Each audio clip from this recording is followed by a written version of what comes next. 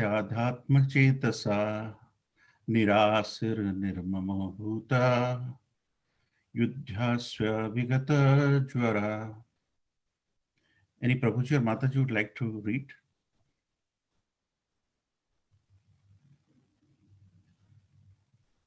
Mayi sarvani karmani sanyasya adhyatma chetasa nirasir nirmano bhutva yudhyasava vigata jvaraha.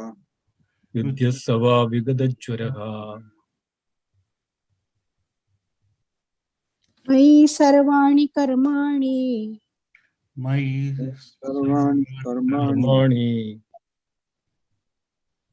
सन्न्यस्याध्यात्मचेतसा निराशीर्निर्ममो भूत्वा युद्धस्व विगतज्वरः.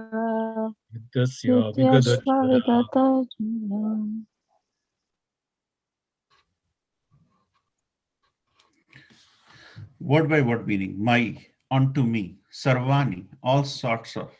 Karmani, activities. Sanyasya, giving up completely. Adhyatma, with full knowledge of the self. Chetasa, by consciousness. Nirasi, without desire for profit. Nirmama, without ownership. Bhutva, so being. Yudhasa, fight. Bigata jvara, without being lethargic. Translation by His Divine Grace, A.C. Bhaktivedanta Swami Prabhupada ki jai. Therefore, O Arjuna, surrendering all your works unto me, with full knowledge of me, without desire for profit, with no claims of proprietorship, and free from lethargy, fight. Purport. This verse clearly indicates the purpose of the Bhagavad Gita. The Lord instructs that one has to become fully Krishna conscious to discharge duties, as if in military discipline. Such as injunction may make things a little difficult. Nevertheless, duties must be carried out with dependence on Krishna, because that is the constitutional position of the living entity. The living entity cannot be happy independent of the cooperation of the Supreme Lord, because the eternal constitutional position of the living entity is to become subordinate to the desires of the Lord. Arjuna was therefore ordered by Sri Krishna to fight as if the Lord were his military commander. One has to sacrifice everything for the good will of the Supreme Lord, and at the same time discharge prescribed duties without claiming proprietorship. Arjuna did not have to consider the order of the Lord. He had only to execute his order. The Supreme Lord is the soul of all souls. Therefore, one who depends solely and wholly on the Supreme Soul without personal consideration, or in other words, one who is fully Krishna conscious, is called Adhyatma Chetasa. Nirasi means that one has to act on the order of the master, but should not expect fruitive results. The cashier may count millions of dollars for his employer, but he doesn't claim a cent for himself. Similarly, one has to realize that nothing in the world belongs to any individual person, but that everything belongs to the Supreme Lord. That is the real purport of Mai, or unto me. And when one acts in such Krishna consciousness, certainly he doesn't claim proprietorship over anything. This consciousness is called nirmama, or nothing is mine. And if there is any reluctance to execute such a stern order, which is without consideration of so-called kingsmen in the bodily relationship, that reluctance should be thrown off. In this way, one may become vigata jvara, or without feverish mentality or lethargy. Everyone, according to his quality and position, has a particular type of work to discharge, and all such duties may be discharged in Krishna consciousness as described above. This will lead one to the path of liberation.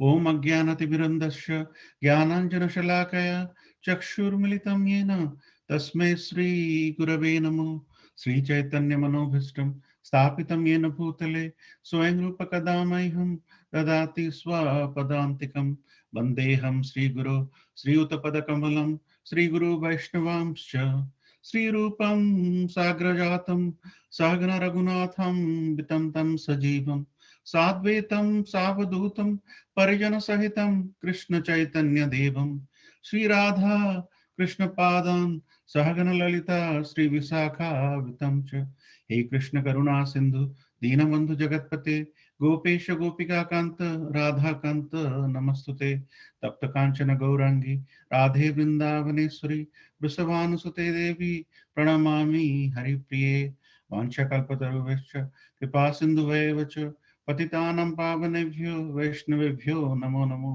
जय श्री कृष्ण चैतन्य प्रभु नित्यानंद श्री अद्वैत गदाधर श्रीवास आदि गौर भक्तवृंद। हरे कृष्णा कृष्ण कृष्ण हरे हरे, हरे Ram Ram Ram Hare Hare. Thank you so much for joining this wonderful evening Bhagavad Gita Sangha. And today we are talking about a verse and discussing about a verse, which is where Krishna is gradually transforming from karma to bhakti. And this is one of the most powerful verses in Bhagavad Gita. And there are so many things Krishna is saying here, where the first thing Krishna is saying is surrender all your works onto me, which is essentially what we'll end up learning as we progress. So this is the verse where there is a switch between Krishna explaining to Arjuna about the importance of karma and how it dovetails into bhakti. And if you look at the purport, the first word, the first sentence Srila Prabhupada uses is this verse clearly indicates the purpose of the Bhagavad Gita. So if you check out this verse properly, understand this verse properly, then you have pretty much understood the purpose of Bhagavad Gita. So this is a verse where we're going to take all the words Krishna has used and try to analyze why Krishna has used such words and discuss among ourselves based on my limited realization as to why Krishna is saying all these things. First sentence right away, Krishna is saying we have to surrender. But we have to surrender as a sannyasi. That means he uses the word sannyasa, the adhyatma chetasa. That means sannyasa means somebody who gives up. So giving up this, attachment, giving up this proprietorship, and then adhyatma. That means with full knowledge, we have to give up. It's not as if somebody told us and we give it. It's with full knowledge. So sometimes people may tend to say bhakti has no relevance to knowledge. Actually, if to foster bhakti, we need to have a topmost knowledge. And that is where Krishna is saying, with full knowledge and with full understanding and with full consciousness, you have to give up. It is not as if somebody told something and you gave it up. It's not like that. We have to have that internal realization to give it up. And what are the don'ts we have to do? We'll go over each of these words Krishna has used and try to understand and relate why Krishna is using all this. So we do a reflection on the word by word of these words. So the do's is an ability to give up completely with detachment. That is exactly what sannyas does. And Krishna is using that word sannyas. So this is a very power-packed verse, actually, if you think more about it. Then Krishna is saying with adhyatma, with full knowledge of the self, after gaining all this knowledge over a period of chapter 1, chapter 2, and now in chapter 3, with full knowledge, we have to give it up.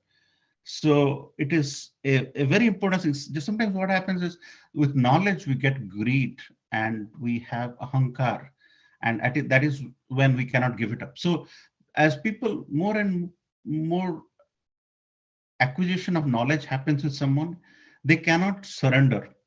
And that is a contrary to the situation we are in.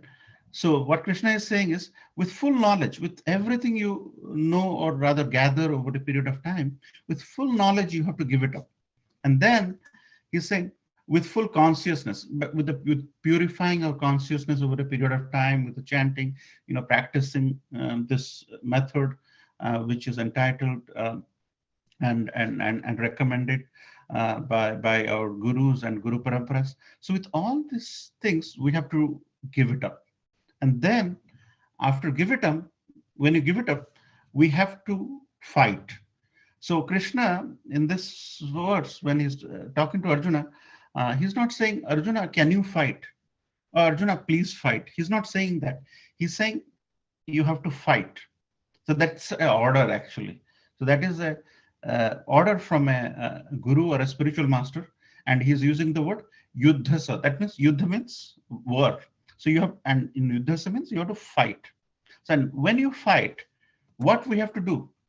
We have to have a desire not to have profit.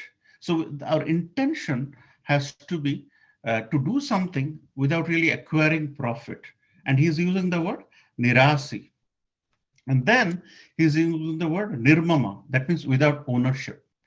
And then he's using the word vigata jvara. Jvara means fever, right? Whenever you get fever, another word for fever is jvara. Vigata jvara. That means without being lethargic. So if you think about these three words, you see, whenever a person is in a mode of goodness, he has all the understanding to go gather some profitable things. And whenever the person is in the mode of passion, he wants to own something, he wants to acquire something and put a name in front of it. And when the person is in the mode of passion, he's totally lethargic. He is totally in a sickness condition. So here, when Krishna is using these words, nirasi, nirmama, vigata jvara, he's actually encapsulating all the potential modes. The mode of goodness, which craves for profit, the mode of passion, which craves for ownership, and the mode of ignorance, which is full of sickness and full of laziness. And in trying to get rid of it, we have to fight. So you see, there are do's and don'ts right here. We have to gain full understanding. We have to get the full consciousness, and we have to give it up. And then we just can't give it up just like that. We have to give it up with the intent to not have any ownership or proprietorship, not having a desire to make money from this Krishna consciousness, make a position from Krishna consciousness. And as more and more, I was hearing a wonderful lecture of Radhanath Maharaj, when Radhanath Maharaj was doing a lot of college preaching. He used to come to Ohio and do a program. 200 people will come, and then they will go to another college. And many times he used to hear all these people, passing comment. And this is 1990s when when Radhanath Maharaj was early in the new Vrindavan area. And he used to do all this college preaching. Every day there will be 100, 200 people who will come, and then they will move to another college. They will do 100, 200 people, feast program, Krishna conscious program. And many times in the college campus, they will pass the comment thinking that this spiritualism is all about being lazy and not doing anything and just chanting. Actually, there may be some of these, because this is how some of the people have made it look like. But actually, in Krishna consciousness, in spiritualism, there is no sense of lethargicness or no sense of laziness. And when Srila Prabhupada came at the age of 69 to this country, if a person at that age could come and ignite the entire world with Krishna consciousness, it is definitely not lethargic. But there is a lot of misconstrued views, and we have to address that. So Krishna is mentioning these three striking things we have to get rid of: an attitude for profit, an attitude for ownership, an attitude of being lazy, and which basically encompasses, if you think through these three indication, it is mode of goodness. Even with mode of goodness, even with mode of passion, even with mode of ignorance, we have to transcend beyond this mode. And the common word which is used when it is transcendent, like Krishna is Trigunatit, right? Atit means he's beyond. Triguna means these are the three gunas. So he's beyond these three gunas. So we have to have that element to transcend beyond this mode of goodness, passion, and ignorance, and then fight with full knowledge, with full consciousness, and full bliss. And the first sentence of this purport clearly, Prabhupada ji is explaining that this is the purpose of Bhagavad Gita. This verse is essentially what Bhagavad Gita is all about. So if you look at this page and you think through our minds and you have encapsulated it in your heart and internalize it, actually you have understood Bhagavad Gita. This do's, don'ts, and that is the signature of Srila Prabhupada right in the first sentence of this purport. So what a verse. So what we'll do is we'll take each of these words and try to speak on this, because whenever we are given an opportunity, we have to stay within the confines of the words and speak and not speak anything else. That's the intent. So here, when Krishna is saying nirasi, that means he's without desire for profit. So when a person is counting notes, and that's what Prabhupada ji also explained in the purport, when he's counting notes, he's just doing his duty. He has no intent in taking these notes home or sort of running away with the cash from the bank. So his intent is to pure do the prescribed duty and leave the rest to everything, and not have a desire for. So it's the work, the Krishna conscious work we're doing. It should not be intended in any form or shape about trying to gather a position or get some money or sell more books so that I'll get a medal. It's not with that intent we have to do. And that is where that nirasi is the word Krishna uses is so profound. And we'll take each of these words and probably try to give an example as to why Krishna has said it, so that when we end the class, we all have a pure understanding of this verse. And then Krishna is using nirmama, that means without ownership. So whenever Matajis, they want to buy saris, they go to a shop. So there is this customer service representative. He's showing the sari. So the sari, she'll get the sari. She'll try to probably put it on her, and show how it looks. And the Mataji may try to sort of see how the sari looks. Maybe take a picture and share it with the family. And family say, it doesn't look good. Then she leaves. So the customer service representative didn't get the business. But does that look bad on her, the customer service representative? No. Actually, the shop owner who is seeing that the customer service representative, he is doing his work without expecting whether the sari sells or sari doesn't sell, but purely doing his work. That is enough. So there is no element of ownership that if I sell 20 saris, I'll be much richer. That intent is not there. As long as the shop owner recognizes that the person who is working in the shop is doing his duty, that is actually enough. So with no attachment, with no ownership, the customer service representative does the work, and the shop owner gives the salary. So whether the customer takes the sari or doesn't take the sari, the customer service representative is not perturbed by that activity.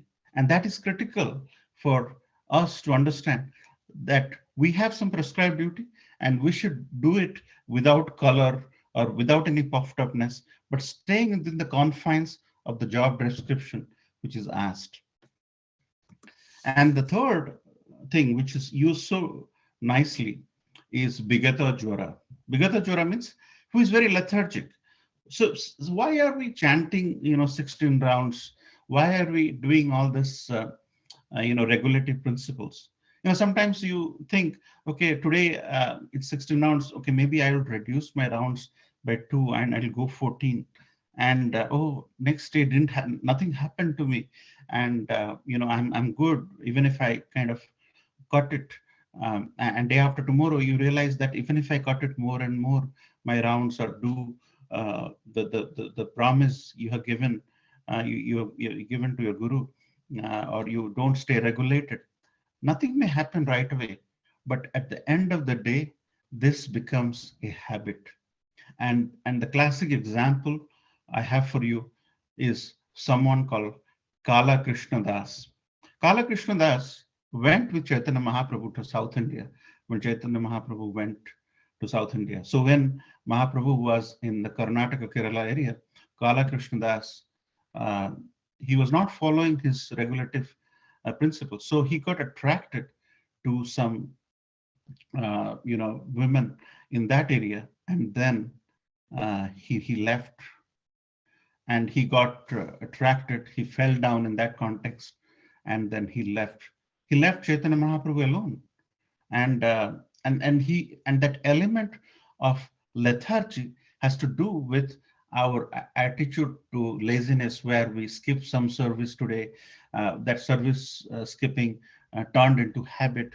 And this Kala Krishna Das 500 years ago, he left Chaitanya Mahaprabhu, and he fell down, and he also had a lot of challenges. He was a very dear associate of Chaitanya Mahaprabhu. So at that time, with Chaitanya Mahaprabhu, who is Sri Krishna Chaitanya Radha Krishna Nahi Anya, if he could go through a situation where people could, leave him, we are very fallen in that sense.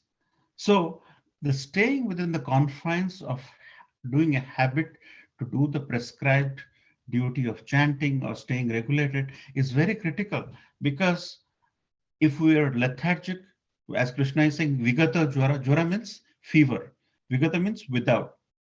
So without, if we stay lazy, like the comment I was mentioning about, what happened in the college preaching time, people will have that intent that these people, they don't do any work, and they only do chanting, and sometimes they don't even do the chanting properly.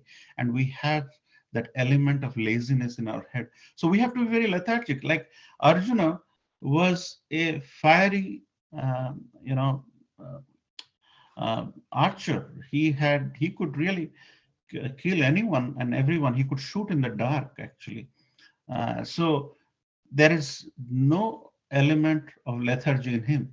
But it turned out that by virtue of some misconceptions, he didn't want to fight. And here is an example where Swayam Krishna Chaitanya, Chaitanya Mahaprabhu, was abandoned by this devotee who was a full-time devotee, and he got attracted to some women in South India, and he left. So we have to be very careful. So this lethargic or laziness, there is a lot in there. Our sense of ignorance is staring at us when you think about this Vigata Jwara. So we have to take Krishna consciousness as mentioned in the purport, like a military rule. I mean, not in that sense that it is negative in that sense, but we have to wake up very early, chant. The prescribed duties have to be taken very, very seriously. Otherwise, what will happen is once or twice this creeps, our quality goes down, then it becomes a habit.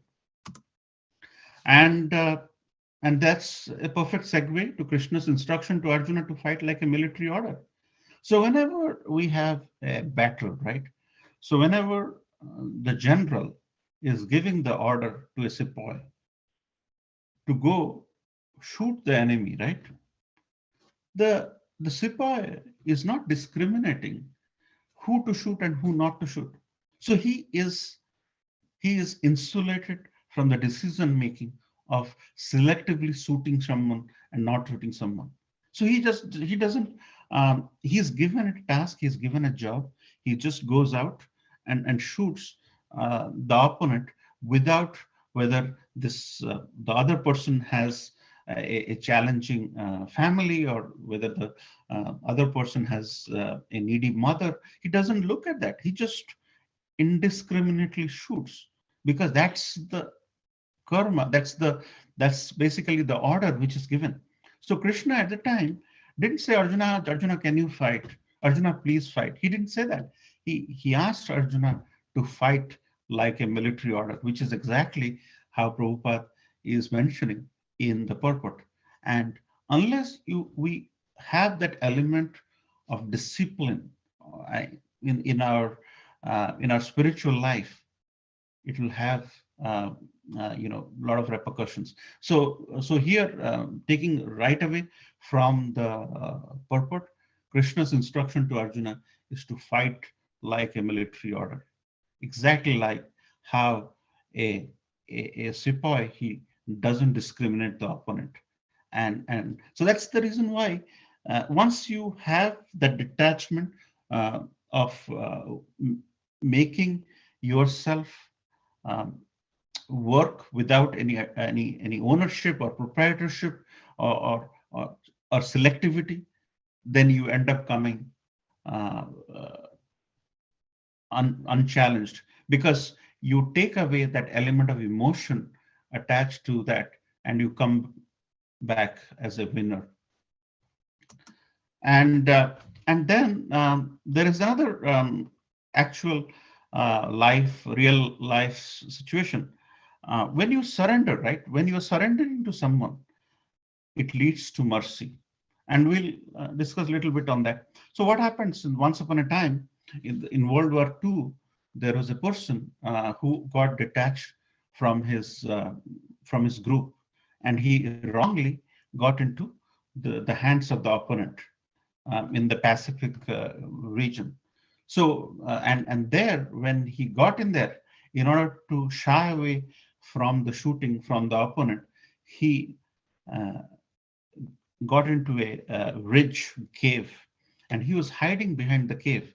And then he heard that from a mile away that the opponent is coming, and he prayed to the Lord with complete surrender, asking, Lord, please help me by guarding me, by providing a guard in front of me, so that they don't come and shoot me inside the cave alone.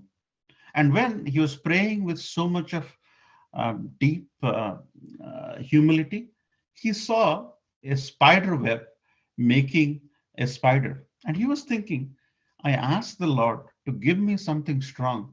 And what did he give me? He gave me a spider web, where the spider is trying to make a spider web along the cave's door.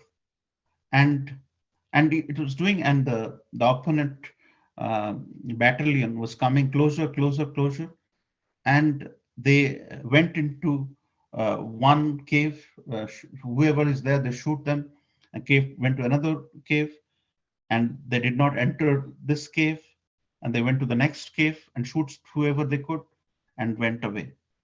And at that time, this guy got the sigh of relief.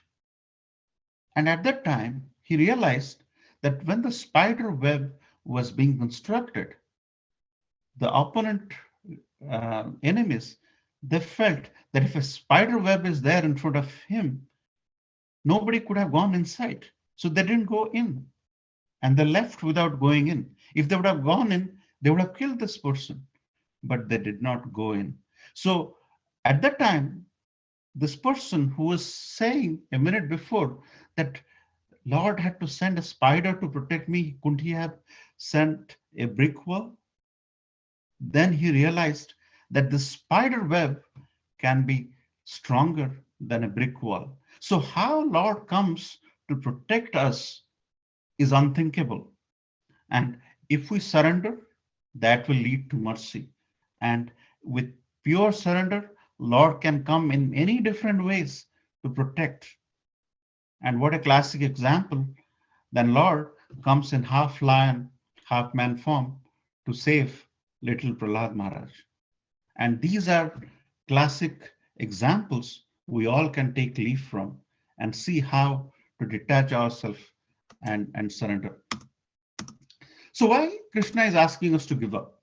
So you would think, Krishna is very forceful. He's just ordering um, us to give up and fight. Why is Krishna saying all this? So Krishna knows that unless we get rid of our attachments, we get rid of our sense of proprietorship, we cannot have the the love with him. Like say for example, whenever if you have loved somebody, for example, you could go to any extent. You would go with probably 90 miles an hour to get there. You'll probably go in the middle of a rainy, lightning, thunderous evening to rescue that person. Because love is such a thing. It really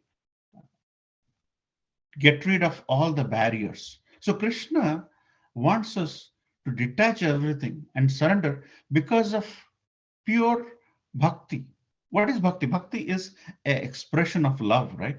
And the expression of love can only happen once we get rid of the things. Like say, for example, if somebody, if there is a if there is a flood and you are relying on that little branch to help you, and if that and once the branch, for example, in a personalized form, realizes that he is the only rescue, because if that tree is not there, if the branch is not there, the person will go through the waves of the flood. That becomes an element of reinstatement of that love. So bhakti is all about love. And whenever we do any Vedic sanskara, whenever we try to offer anything, we start with Om, right? Om Namo Bhagavate Vasudevaya. The class got started with Om Namo Bhagavate. Om is Om. Krishna says in Bhagavad Gita that this Om has come from me. Every sanskara starts with Krishna. Bhakti is an expression of love. And in order to sort of express our love, we need to get rid of all these attachments, all this proprietorship, and all the lethargy. Because if we don't get rid of it, Krishna is really not preparing us for the end. Because Krishna says, on the contrary to lethargicness, to have the resoluteness. Krishna says in Bhagavad Gita, Vyavasayatmika buddhi ekeha kuru nandana dhahu sakha he anantascha buddhaya vyavasainam. That means those who are in this path are resolute in purpose, and their aim is to one, O beloved child of the Kurus. The intelligence of those who are resolute is many branched. That means in order to get rid of lethargy, in order to give us that element of knowledge, which is resoluteful, which is full of determination, we have to get rid of that lethargy, and that is in the contrary to lethargy, which is the resoluteness. And in order to really unshackle us from the lethargy and be very confident of what we really want to do, Krishna wants to us to really get rid of all these things. Then he's basically preparing us for the real war in a military fashion. And we have to recognize that in a positive way. Often people use the military in a very negative way, but here Krishna, when he's directing Arjuna, it is right in a military fashion, right in the middle of the battlefield. And when Krishna is right in the middle of the battlefield, and he is about to start the war with Arjuna, trying to shoot, Arjuna sits down, right? And everybody is watching as to why Arjuna, who is supposed to start the war by shooting, why did he stop? Because, and then this Bhagavad Gita started, and then Krishna, right in the middle of the battlefield, right in the military fashion, is trying to ignite that element. This is basically exactly the situation we all are in, and we're trying to go beyond the resistance of this war. And right in the middle of the battlefield, in a military fashion, Krishna is telling Arjuna that, hey, you have to get rid of certain things and you have to do certain things. So this is the verse where Krishna, and when you do that, you have to do it with an expression of love, because unless you get rid of all this, you would not have the required love for getting the knowledge. So, so this is once again a very, very powerful verse where Srila Prabhupada is also saying that this is the verse which basically indicates the purpose of Bhagavad Gita. So if we have understood this verse in whatever little time we spent, then I think we have understood Bhagavad Gita to a full capacity. And with that, I'd like to end here. Hare Krishna, Srila Prabhupada ki jai.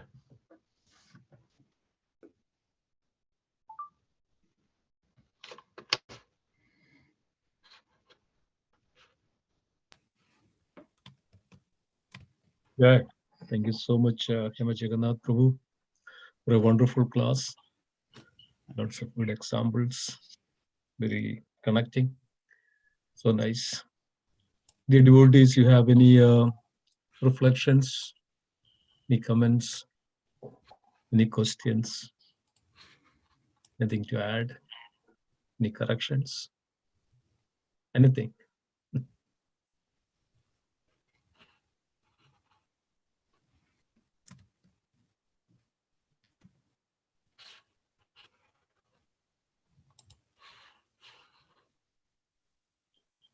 Hare Krishna, Hare Prabhu. Krishna.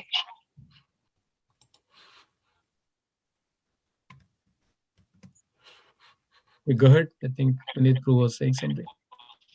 Oh yeah, Hare Krishna, Prabhuji, done with Pranam. Thank you, Hemant Prabhuji, Hemant Jagannath Prabhuji. I was actually trying to get, when I was reading the first sentence, which said, surrendering, oh Arjuna, surrendering all your works unto me. So that is the present work and the future work, and also what the results of the past works. Like, what is Krishna implying, like in terms of works, all works unto me? Okay, so good question, Bauji. So, so when the situation happened, right? Arjuna is in the middle of the battlefield, and uh, he was not able to conceive that he was thinking that he is the body. He was not thinking he is the soul. That's why, because of the body, you have the bodily relationship. So it was coming. So because of the past, for example, he had the relationship with Vishmadev. He had some relationship with the teacher Dronacharya. So because of this, past, present, and future, he was entangled. So in this context, if I have to think about it, this proprietorship is transcending with time. Your father gave you a property, and you are the owner of that property. So you think that property belongs to you, and then when there is encroachment, there is fight, and that takes place. So this is a past thing. So in the current thing, you have that element of ahankar, because you are the owner of that property, for example. And then because of the future encroachment, there are some problems. So we have to think in such a way that anything which is taking us away from thinking that we have to do our essential duties for protecting whoever we are supposed to protect, that is the essence, and that may transcend past, present, and future. But the idea is essentially to get rid, because there's 3-4 verses before we learned about ahankara vimudhatma. So in this right context, as Krishna is expressing, there is a flow in his thought process, and we have to think about what he is saying. And here he's saying, irrespective of your current situation, any relationship you may have, any act of proprietorship you may have, you all have to give it up, whether it is past, current, or future. Is that okay, bro? Yes, Prabhuji. So anything that comes between you and Krishna, or in Yes. your back. Okay, thank you. I mean, that's very elaborate, and that's what is a more extended version than what I was thinking. Thank you. Hare Krishna. Hare Krishna. Thank you so much. Hare Krishna Prabhuji, wonderful class. Just wanted to share my realization, like when I was going for book distribution or like other fundraising programs. So that time when I was telling senior people, these sadhus in our ISKCON, how they do all day work, like since morning 3:30 to night. So they say, oh, sadhu ko kya kaam hota hai? Just they don't have family, they don't have to work. Then I told them, आप लोगों को तो only one family है. Sadhu as a whole world is a family for them, and they are working since morning to night and always engrossed in the Krishna consciousness, like thinking for the people, for other people. We are just ordinary people, are just thinking for their family, only very self-centered. But they are thinking for them. They are not lethargic at all. They are doing more than us. But people have very misconception like, oh, they don't have to do anything, no work, nothing. So we are really fortunate to know this because of Srila Prabhupada and our Acharyas and our association. So it's a really good thing. We realize that. Otherwise, I don't know. Maybe if we hadn't know this, we hadn't also been like thinking like, oh, it's like that only. So thank you for Prabhuji for mentioning that point. And thank you for wonderful lecture and association of all this congregation. Thank you so much. Hare Krishna. So thank you, Mataji, for your comment. And we have to constantly guard against it. Actually, our sannyasis, as you rightly said, Mataji, they have a lot of family. They have a lot of extended family. So that is definitely none. They were never in question. But we have to also recognize, the people who are joining ISKCON in whatever capacity. Are they all working hard enough? And gradually we will be challenged because it is becoming very competitive, and there are many spiritual organizations which are coming. So anybody who is wearing a different color, whether he's a brahmachari or whatever, actually our sannyasis are out of the world because we have a very difficult process to get there. So they have done the hard work, but we need to recognize that at that time, some of the disciples of Prabhupada, how much hard they were working, even if they were not sannyasis. And we will be constantly challenged. Even our grihasthas are really. So it is a constant inward looking, and you defended very well with your family members when it came very well. But we have to constantly keep a check of the situation. Otherwise, soon there will be issues. But you're right, Mataji. Thank you so much for sharing your comments.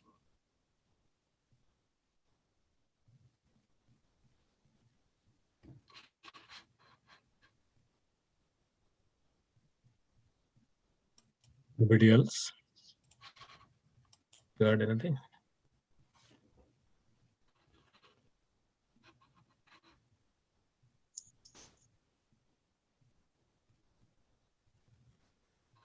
Prabhuji, Hare Krishna. I have a question. So, I mean, coming to sadhus, then today only I got this question, and I was just looking at some videos of Vrindavan, Kumbh Mela, and I saw some sadhus, right, who are really, they are having all siddhis, and they were meditating outside the, I think it was Yamuna River, and just meditating, and they have such siddhis that some videos showed that even outside Mela they are actually rolling over the fire, and they say that it doesn't harm them. So I'm just wondering that how these sadhus attain Krishna. I mean, they are also born in Kali Yuga and everything. So how do they attain that Krishna consciousness? I mean, is it just through meditating, or they also do any kind of karma, like Krishna conscious activities? Or, sorry, I'm really ignorant about it, but I want to know more if anybody has realized it. Or... Yeah. So excellent question, Mataji. So this siddhis, as we know, is trying to acquire a power. So they would meditate, they would practice, and then one typical example which I have seen in, they will try to come up with some form of a light from some part of the body, and this is done through a process which is not recommended in our path of Krishna consciousness, but these are all temporary powers which they acquire. As Bhakti Charu Maharaj says, they turn ash into cash. Okay, so what that means is they will do some vibhuti, they will get it, and they will throw it. Quite a lot of them has an element of magic behind it, hand-eye coordination, but quite a lot of them have the siddhis wherein they can emanate some jyoti, they can roll over the fire, as you said. So it is precisely because they are doing the meditation, they're getting the mind under control, and in trying to have the mind under control, this burning, when they all roll over the ash, they stay within the control. Like sometimes, if you do more exercise, you can stand on one leg after some time. After some time, you can stand on with your head below. So it's a practice, it's a meditational technique, and it's achieved. But at the end of the day, this is not a recommended process for us, but as you asked the question, that's the thing. And also it is not, it's very temporary. And these are something, so that's why, whenever we did the science of self-realization, this siddhis, they are very temporary, and it's very eye-catching. And whether they go back to Godhead, it depends. If they're really using this to misguide people, I don't see how Krishna is going to accept them. But if they have genuine love, and they are just because let me give you an example. When Rath Yatra goes right in Jagannath Puri, anybody and everybody who have their skills, they want to offer it to Lord Jagannath. A person with like 10 balls will come and they will juggle. So it's his offering, and somebody will do classical dance, somebody will do roll over this circular thing. So it is their offering to the Supreme Personality of Godhead, Lord of the universe. So Krishna accepts. But if he is making money, if he is trying to misuse it, then I don't think Krishna will be pleased with him. Does that answer your question, Mataji? Yes, Prabhuji. Yes. Again, my thing is to still, of course, it definitely answers, but they are also thinking of Krishna 24 hours, right? If they're not doing it for money, right? They're also thinking of Krishna all the time, and Krishna consciousness, like Krishna says, that think of me always, right? So that actually,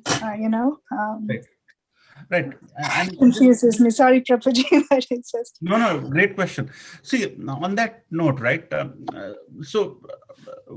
See, there are 4 main sampradayas, right? We need to come in the disciplic succession. And Krishna says in Bhagavad Gita that we can only know about him through evam parampara praptam. So they are not following the parampara, but those are the bona fide paramparas, but they are definitely exceptions. And because of their deep meditational technique, they do advancement. And who the people who are pure in their love for the Supreme, I'm sure Krishna will listen to them. Okay. Any other comments or reflections or questions? Prabhuji, if I may add, today is Gaur Govind Swami Maharaj's 25th anniversary disappearance. A great disciple of Srila Prabhupada. He did a lot of service translating all the books you would know in Oriya language, and you should listen to his lectures. So usually all of us who come from the Indian culture, orange clothes, bhagwa, means sadhu. That's our, And because of our tradition, we are taught to respect, which is an excellent tradition. You respect. Bhagwa, orange is the color, saffron is the color of sacrifice. So someone who has sacrificed tan, man, dhan, the body, the mind, everything, words, wealth, everything, he has surrendered to, which was Hemajaganath Prabhu's class today. How you dovetail everything. Whatever order is given, you don't question it, you just do it. So that is the sadhu. So what Maharaj is, Gaur Govind Swami, what he says about sadhu, and I'm reading quote unquote, sadhu means a soul completely surrendered, not artificially, partially, or conditionally surrendered. Complete surrender based on prema. Without prema, there is no question of complete surrender. So again, to Hemajaganath Prabhu's point is that there may be someone who is surrendered everything. Hari Kishore Prabhu put it that yoga ladder, it starts from the karma kand, then goes to karma, sakam, nishkam, then it goes to meditation, analytical, then it goes to meditation, then finally bhakti. So the actual word of sadhu is someone who's a bhakta. Bhakta is based on prema. In absence of prema, there is no surrender. And sadhu means to surrender. So that is the real thing. And especially in all these Kumbh Melas or festivals or something, there is a huge portion of people who use it as a business. They become, they'll apply ash, or they'll put a lot of malas, or just wear a langot, or sometimes they're even naked. You have naked sadhus also. They don't care about anything. But there are a lot of pashandis, the imitators. So Gaur Govind Swami Maharaj's thing, sadhu means surrender, and in absence of love, there cannot be no surrender. Right. So that is who a sadhu is, and that's how we can discriminate. Of course, of your respect, stay away. But someone who has love for God, that automatically radiates. Look at what Radha Govind Swami speaks. Look at what the sannyasis speak. And it's not just someone who's in orange, even someone in white, even in someone in colorful clothes. Pundarik Vidyanadi, he was so materialistic as somebody saw him. He used to wear scented oil, eat the best of pan, have luxurious apartment, bed, silk, satin. Someone will think he's totally absorbed in materialism. So sadhu is surrender based on love. Yeah. Thank you, Hemajaganath Prabhu, your class. I really loved it. The verse, how you took each word and expanded on it and then put it all together with the easy to understand examples. Fantastic. Thanks. Hare Krishna. Hare Krishna. Thank you, Prabhu. All Krishna Prabhu. Thank you, Prabhu. Hare Krishna. Gaur Govind Maharaj, today, as you may have heard, Radhanath Maharaj, Loknath Maharaj, they have been speaking glories of Gaur Govind Maharaj, Amarendra Prabhu as well. So it's a big day actually, and disappearing like Parikshit Maharaj, Bhaktitirtha Maharaj, Srila Prabhupada, Gaur Govind Maharaj, it's not easy. It's unique actually. So Maharaj was giving a class in Sridham Mayapur, and he went into trance and he left. So it's and not many can leave like that. So amazing. So it's a big day for ISKCON. And Gaur Govind Maharaj, and he has written, and one of his books written by His Grace Madhavananda Prabhu is When Good Fortune Arises. So the title of the book is very important. The title of the book is When Good Fortune Arises, and the punchline is, when good fortune arises, we get a good guru, and that is the hidden treasure in that book. So if you don't have that book, it's a wonderful book to have, When Good Fortune Arises. Very nicely, it's the works and lives of Gaur Govind Maharaj. And if you read it, you'll even love more. So very few copies around, but thank you so much for bringing it up. Gaur Gobind Maharaj's legacy lives on. Thank you. Hare Krishna. Thank you, Amritanandan Prabhu, for bringing about Gaur Gobind Maharaj. I was following Madhavananda Prabhu yesterday on Facebook, like where different Maharajas were glorifying him.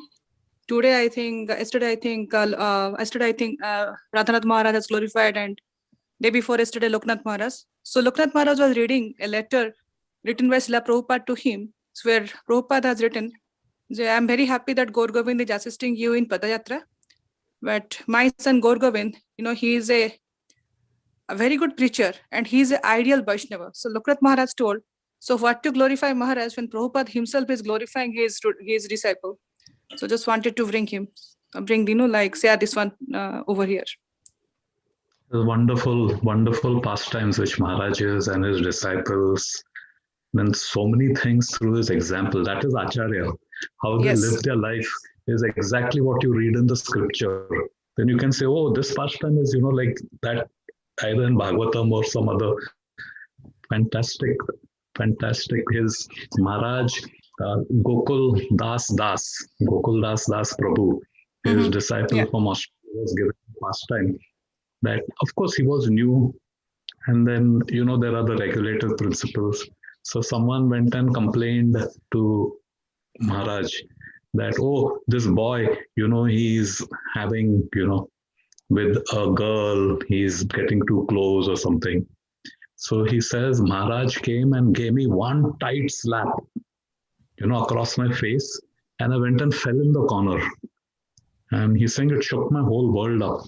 And Maharaj shouted at him, and he said,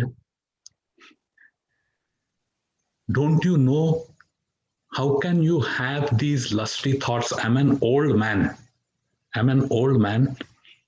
Why are you bringing those lusty thoughts in me? I'm an old man, because he's his disciple, and that's the connection between a spiritual master and the disciple is not just that initiation and Kantimala and Brahman thread and Japa and all that thing. It goes beyond the material, and the spiritual master knows what is in your heart. So whatever the disciple is doing, the effect or the spiritual master, he may not be physically present, but he knows. So this is how Gokul Das is. And we can see all this, what we read and I found it so significant. Acharya. Wonderful.